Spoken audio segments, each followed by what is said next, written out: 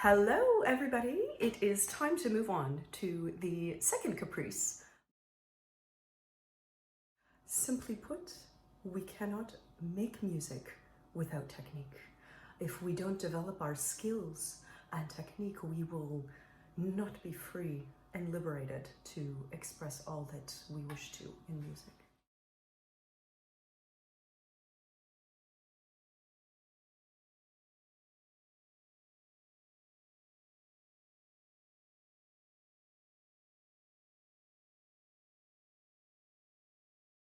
This second caprice is an exercise in coordination between left and right hand. We will start with the left hand and we will move on to the right hand. The right hand gets quite complex, but the left hand in this particular caprice is quite simple. There's one main concept that we need to grasp and apply, and that is saving finger and hand position. Let me demonstrate. So you notice that in this left hand,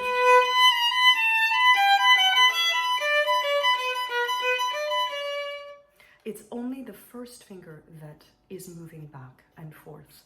The rest of the fingers are actually saving their position and the hand position. This is to make our movements the most efficient possible and to minimize the amount of distance required. So let's take a look at this.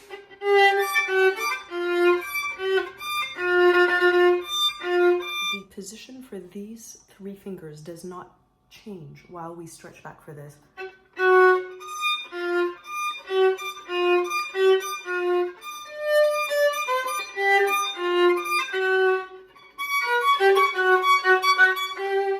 The second thing we should think about in the left hand is that we have major and minor large intervals.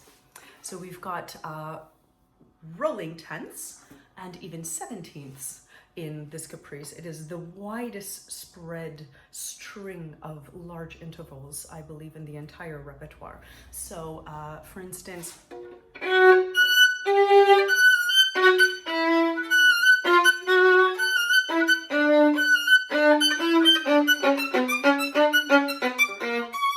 those are 17ths, in fact. And in order to get this spread in tune, we need to ensure that we know which is major and which is minor. So here, it's a double octave plus a major third. So that is a major 17th, minor 17th, major 17th, back down. Again, minor 17th, so major, minor, major, minor. Again, minor.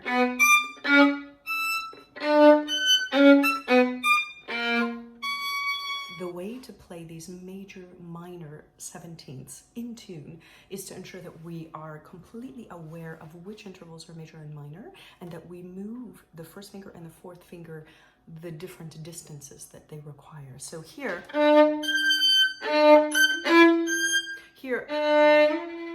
first finger is moving a whole tone, while the fourth finger is moving only a semitone. Additionally, on top of all that, we have to also remember that the lower the register, the larger the distance between each semitone and whole tone. So we've got to accommodate for all of that. Up here in a high register E string, the distances are going to be ever so slightly smaller, and the higher we go, the smaller they get. So we've got to accommodate for all those distance changes. Otherwise we end up with like a mishmash of major minor intervals that don't distinguish between one another, and it doesn't allow the melodic line to come through clearly. So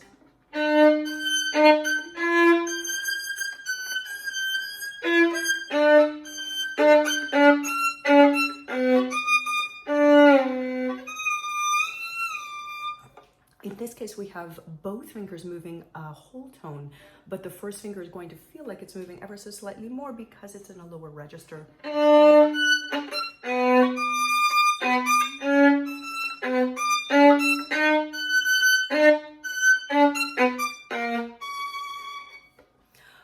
Again, as always, we need to make sure that our wrist is not popping out in order to reduce any stress that is coming down the left arm.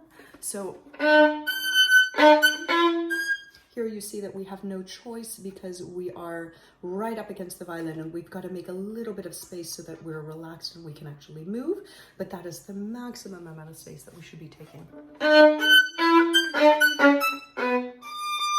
As much as we can so that we're not completely locked.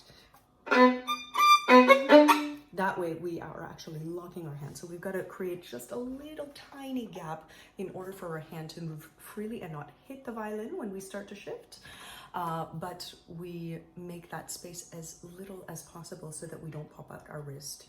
Anytime we pop out our wrist, we cut our blood flowing and energy flowing to our muscles, and that creates tension. We also have a sequence of major and minor tense in the second caprice. So in this phrase,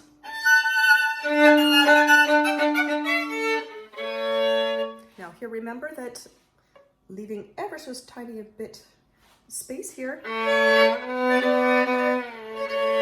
Here's a major 10, minor 10, another minor 10, major 10, minor.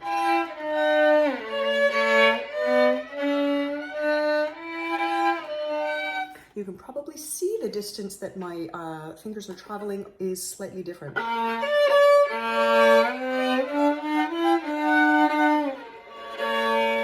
And you see that I'm leaving as little space as possible, so just a few millimeters to allow for the hand to move freely. And you see that this is generally not moving at all. This part of the hand is not moving.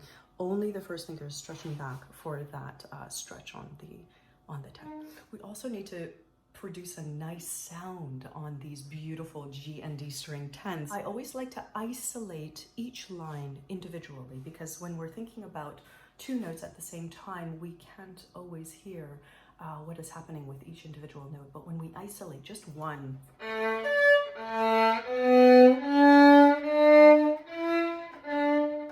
even though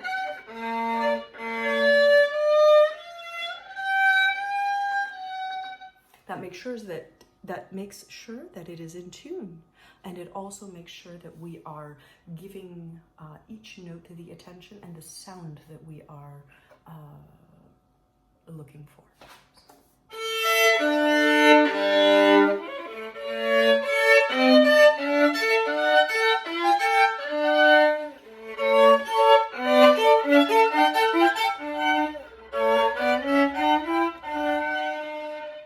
We want to make sure that when we're playing tense, that these two fingers in between are still able to bend, because that indicates that our hand is relaxed enough. We don't want to have these fingers jutting out like this, because that indicates that our hand position is tense. I always check.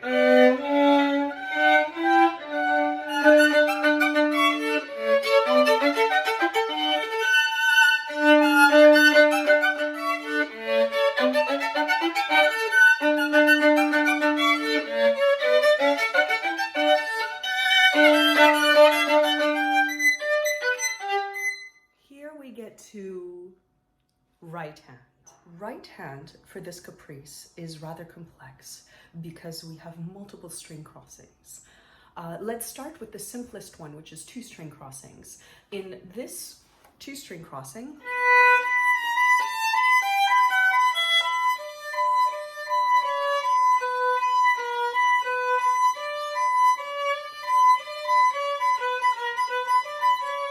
all we have to think about is to ensure that the right elbow is in anticipation and creating a nice fluid circular ovular motion.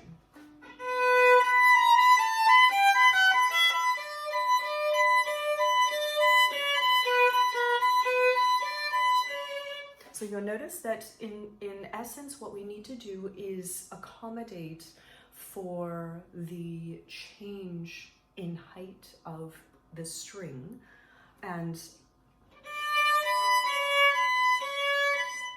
you'll notice that while I'm playing the A string, my bow is already moving down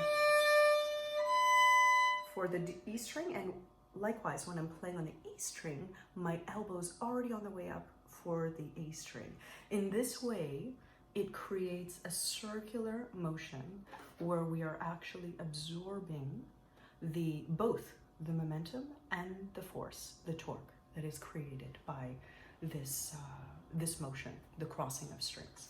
Now, when we need to play 2 string crossings plus 3 string crossings, then 4 string crossings in the same phrase, it gets a little bit more complicated. We are traveling double the distance of the 2 string crossings. We're traveling 2 times further for the 3 string crossings, and then we're traveling 3 times further for the 4 string crossings.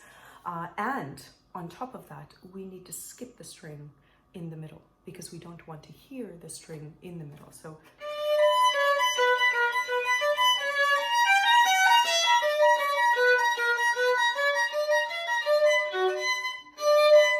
we don't want. So if we leave the bow on the string, we get all kinds of sound in between. So we need to skip these strings, but we can't, because that creates a different stroke. And that also makes it much more difficult to control the sound production when we get to this other string. So how do we manage this? First of all, as always, we need to minimize the distance and the amount of height that we're traveling above the string in order to skip it.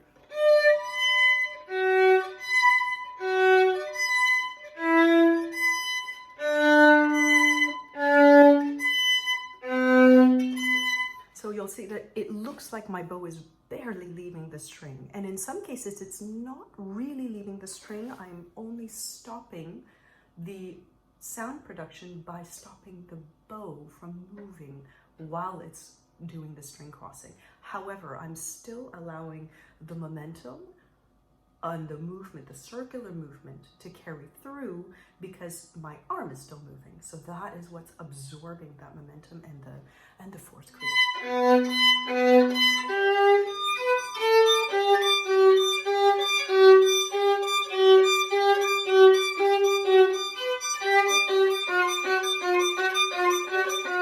When we increase the distance, we are also increasing the speed. We've got to get to twice the distance in the same amount of time. And that creates more momentum. It also requires more force to get there. And of course, then you triple that concept and idea for the crossings over 4 strings from E all the way over to G.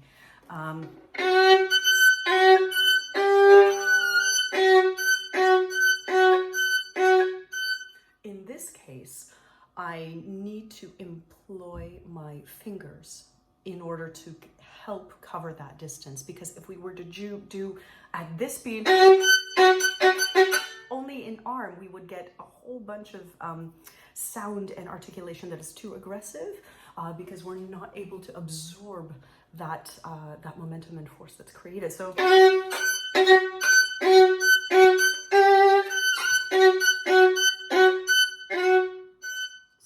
my arm is doing half the work, and my fingers and wrist are doing the rest of the motion.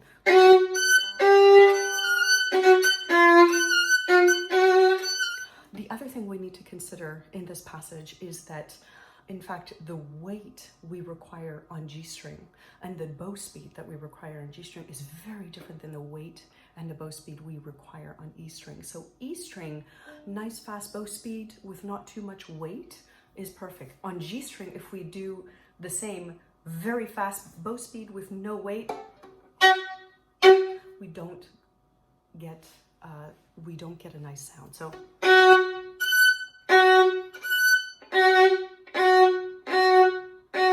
as if we were putting this and creating just one sound